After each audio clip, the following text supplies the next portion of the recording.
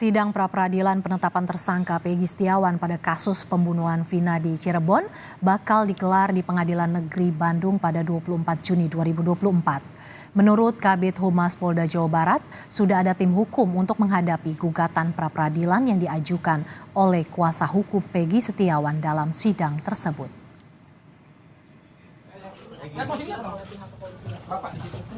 Peggy Setiawan alias Peron, tersangka pembunuhan Vina dan Eki di Cirebon tahun 2016 silam akan menjalani sidang gugatan pra-peradilan. Gugatan ini berkaitan dengan penetapan tersangka oleh penyidik Direktorat Reserse Kriminal Umum Polda Jawa Barat. Menurut rencana, sidang akan digelar di Pengadilan Negeri Bandung pada Senin 24 Juni. Menjelang sidang pra-peradilan, pihak Polda Jawa Barat telah menyiapkan dokumen untuk menghadapi gugatan pra-peradilan tersebut. Penyidik dari Direktorat Reserse Kriminal Umum telah merampungkan berkas perkara Peggy Setiawan untuk dilimpahkan kepada Kejati Jawa Barat. Penanganan pra-peradilan, gugatan pra-peradilan yang dihadapi, tentu kami sudah menyiapkan tim dari kuasa hukum, tentunya dari Polda Jawa Barat, direncanakan kalau tidak salah tanggal 24. Sebelum digelarnya sidang pra-peradilan Senin 24 Juni hari Jumat kemarin, polisi memeriksa ayah Peggy Setiawan, Rudi Irawan. Rudi diperiksa Ditreskrimum Polda Jabar terkait kepemilikan KTP ganda.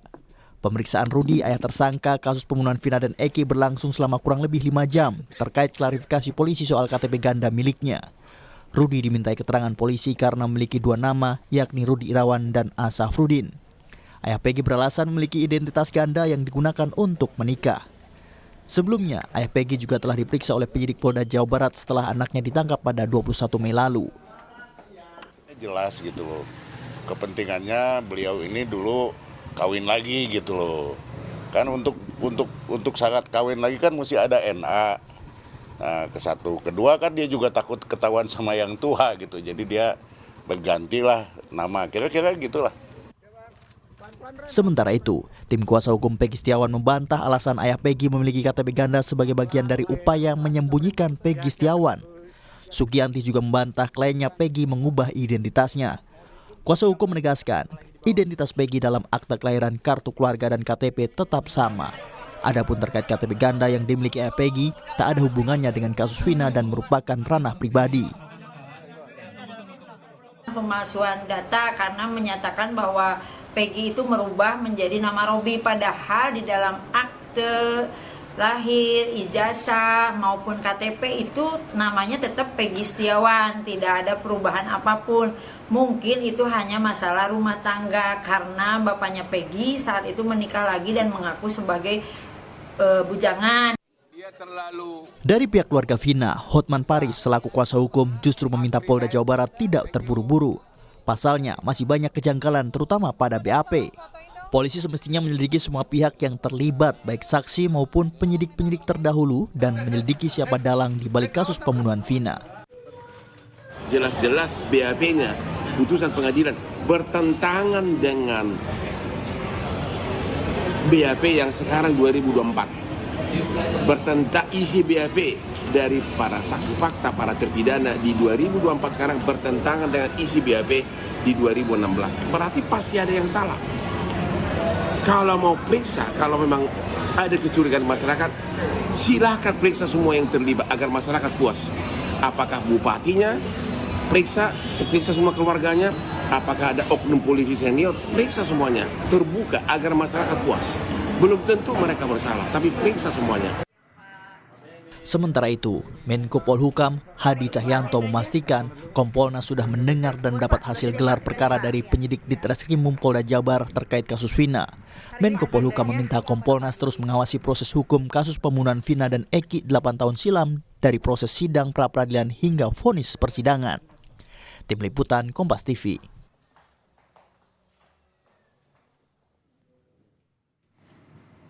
Untuk mengetahui informasi jelang sidang pra-peradilan Peggy Setiawan, kita langsung bergabung dengan jurnalis Kompas TV Ahmad Fadila di Pengadilan Negeri Jawa Barat.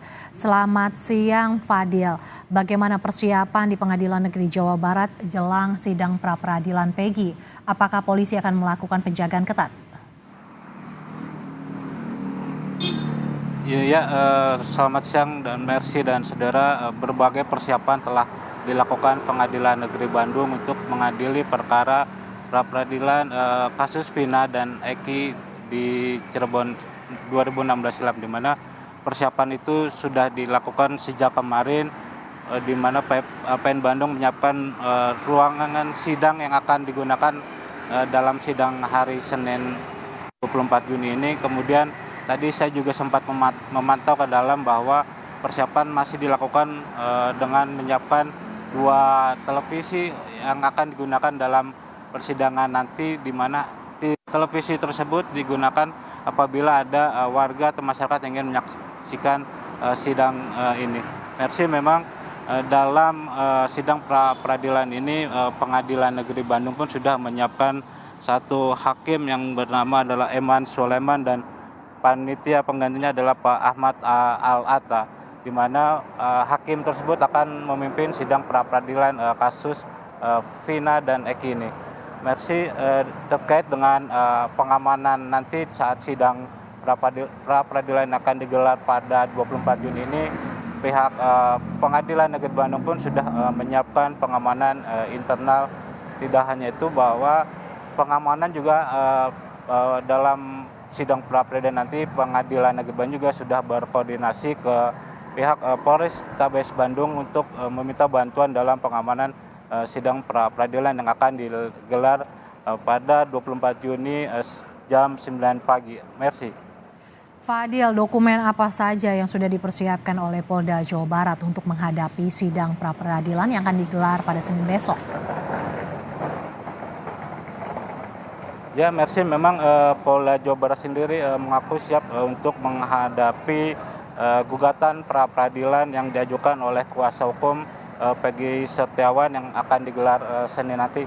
Selain menyiapkan kuasa atau menyiapkan tim hukum dalam sidang pra-peradilan tersebut, pihak Polda Jawa Barat juga menyiapkan berbagai dokumen yang diyakini dokumen tersebut sebagai bukti bahwa dalam penetapan Peggy Setiawan sebagai tersangka dalam kasus Vina dan Eki ini sudah sesuai dengan SOP dan tidak adanya rekayasa dalam penetapan tersangka ini.